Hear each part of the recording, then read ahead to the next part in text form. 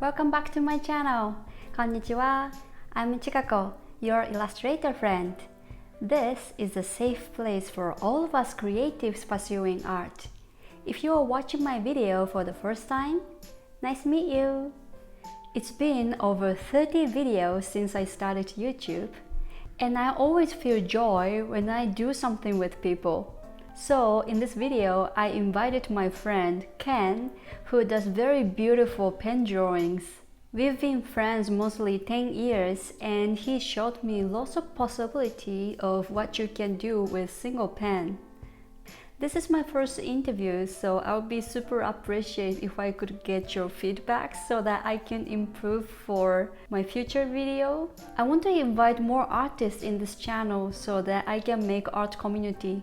I hope you enjoy, and let's go!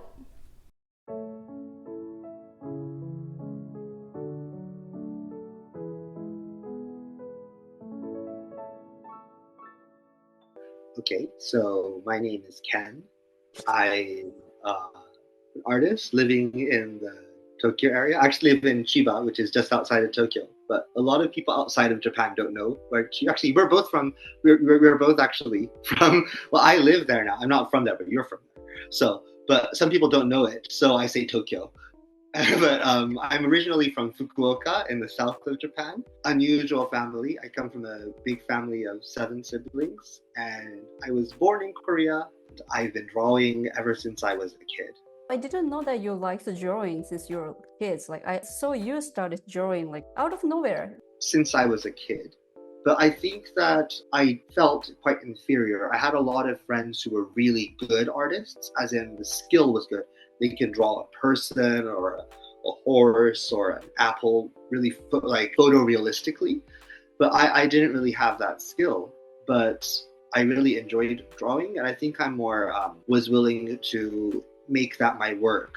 So I think the only difference is I decided to sell my art and put myself out there, and they didn't. And that's not a bad thing for them. It's just we made different decisions. So I really think that becoming a professional in art, there's many factors, but I think it's just being daring enough to say, I don't have to be the best person at it. I just have to make the decision to try, not who's the best at it, because there's always someone who's amazing at it and just doing it as a hobby. Is if you want it, are you going to go after it or not? I think, yeah. There's other factors. I don't want to oversimplify it, but I think that was really important for me.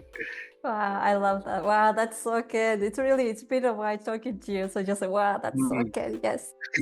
This is a 40 centimeter. Maybe you've seen this one before. Oh yeah, yeah.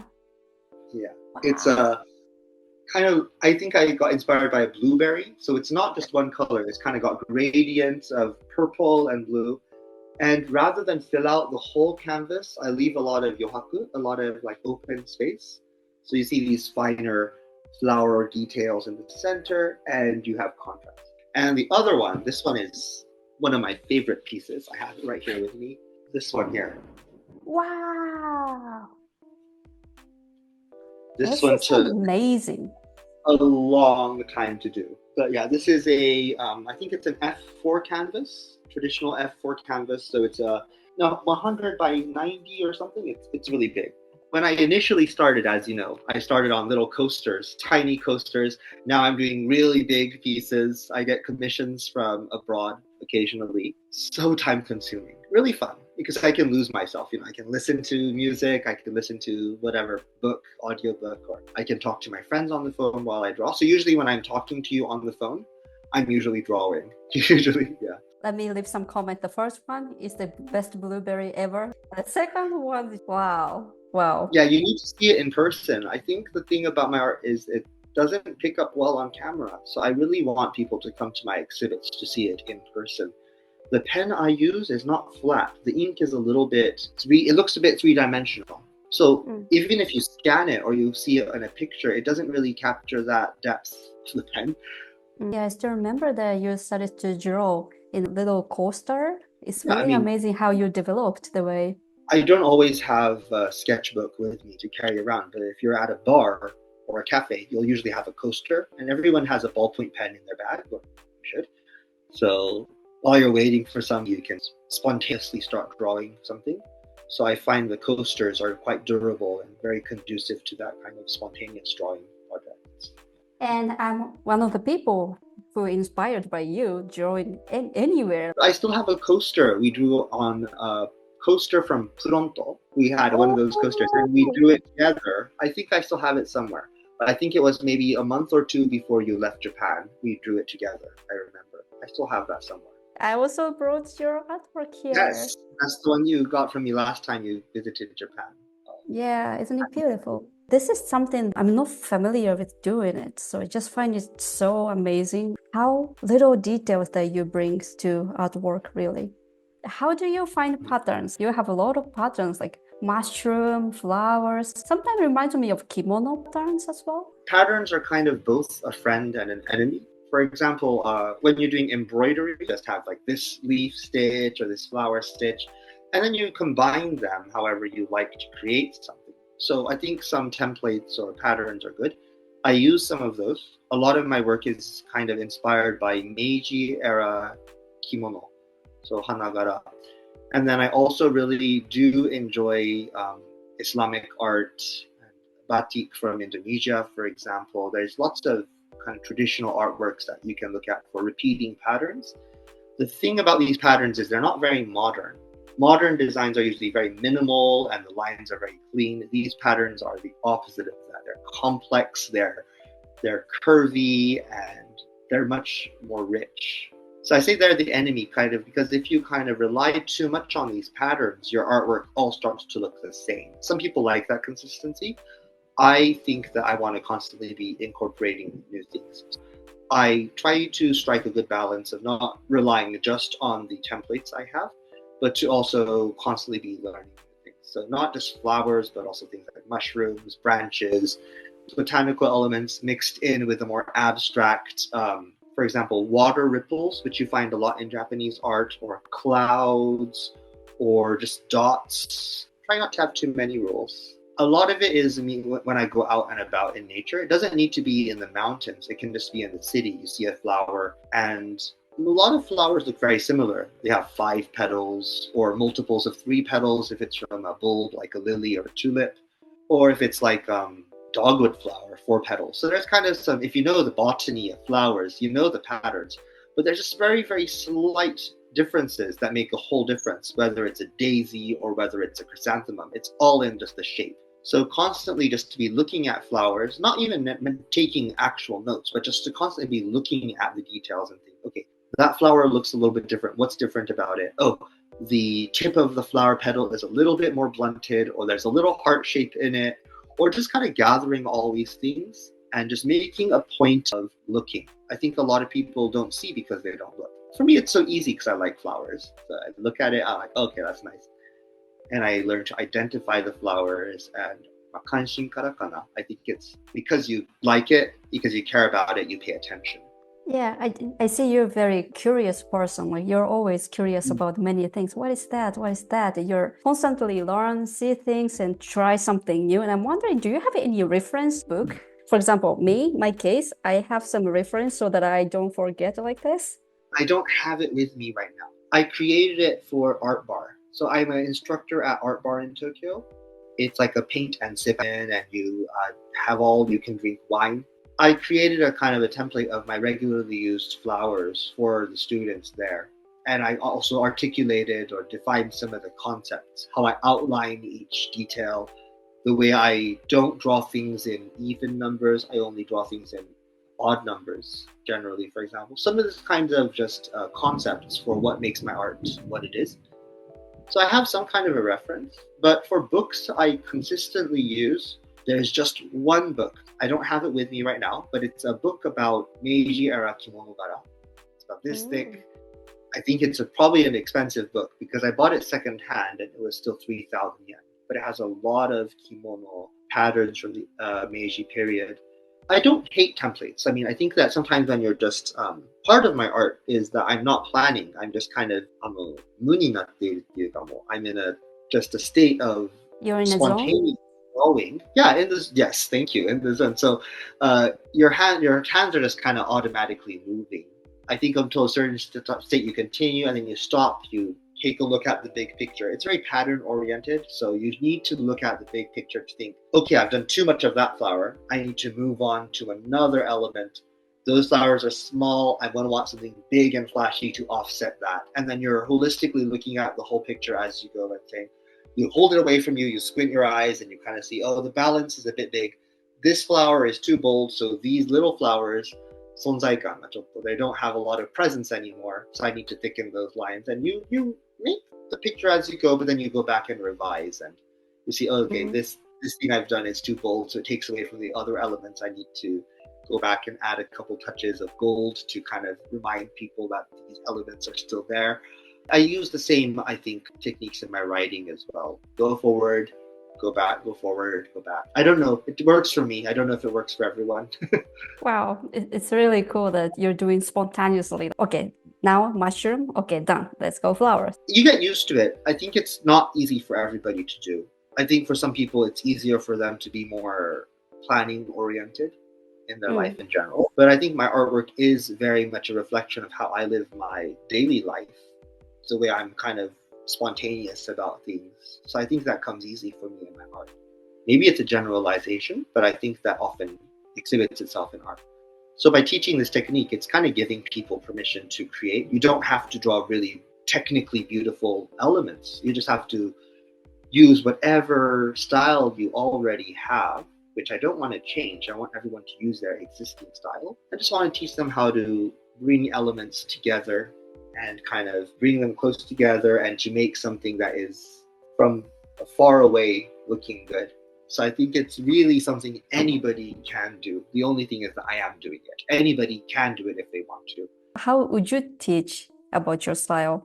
There's a few techniques how to approach drawing flowers. For example, you draw the center, you draw the petals, but there's not a lot to teach for the drawing. I think everybody knows how to draw a flower. They have their own idea. It's kind of more the composition parts, how to put some things in the front and in the back. But it's more than anything giving people permission to, people are like, oh, it's like, is it okay with just this much skill, or do I need to do something special? It's like, no, you're already as you are. Don't have to study or get some additional context or skills before you start. It's to start now, and your first piece is not a practice piece. That's your first completed artwork, and just giving people the permission to start. So I don't know if I can convey everything in one session, but I think I give people enough to start at least and give them the confidence to do something. I don't think I'm a super skilled artist particularly. I'm still learning a lot of things. No, I don't. I really think there's so many better artists, more in skill, and that's okay. But I think that when people see me confidently creating artwork, they feel, oh, I can do this too, you know? It's not setting the bar higher, it's setting the bar lower. Really long answer to a very simple question, but I think I convey enough in the session to get people started. I have some regular participants at Art Bar who are now actually, they have their own exhibits and their own fans, and they're taken off modokuritsu. They've kind of, I feel like they've graduated in a way. Right. I have the kind of similar idea with you. People just need a seed of idea, and after that, you just need to take time and grow, and then you will figure out your ways. This other thing is that art is, it's not like science or grammar or language where you have a right answer and a wrong answer. If somebody doesn't like it, somebody else will like it. And enough people like it, then it's good. And if your purpose for creating it is not for people's validation, but for your own experience, then the bar is even easier. So I think that with art, there's so much freedom because nobody can define what success looks like or what beauty looks like except for yourself. And that's what I really like about art, because I think so much of our world is based on criterias and definitions. This is correct. This is incorrect. You're doing this right. You're doing this wrong. So I think that art is a way to escape from that. Yes. Well said. I'm also curious about students too. Like students are usually shy doing from the beginning and then more like getting confident little by little in your session. I would say they're not really classes. It is art bar. It's people come in for wine and for having a good time with their friends. Some people come in very seriously with the intention of learning something, but most people are not. They're just coming in with very low expectations, and I think that's a nice environment. And then they get into it, and then even groups that are really chatty and talking, everybody silent for the final hour of drawing. People just really get immersed in the drawing experience. So they don't even come to the counter to ask for drinks. I have to go around, with them like more wine, more sweets, and otherwise people are just really just fixated on the art. And this is kind of art you can lose yourself in. 本当没頭できるから、you just really get immersed in it. It's a good escape, I think. Wow, you're teaching every week? I work with a company called Art Bar. They're really lovely people to work with. I work with them maybe 2 or 3 times a month. And then I have my own sessions as well that I host. Some of them are for profit, for it's my work, and then some of them are also volunteer. I'm really happy that you keep exploring your art at the same time. You always keep connecting with people, like by teaching, by meeting. Just really inspiring to me.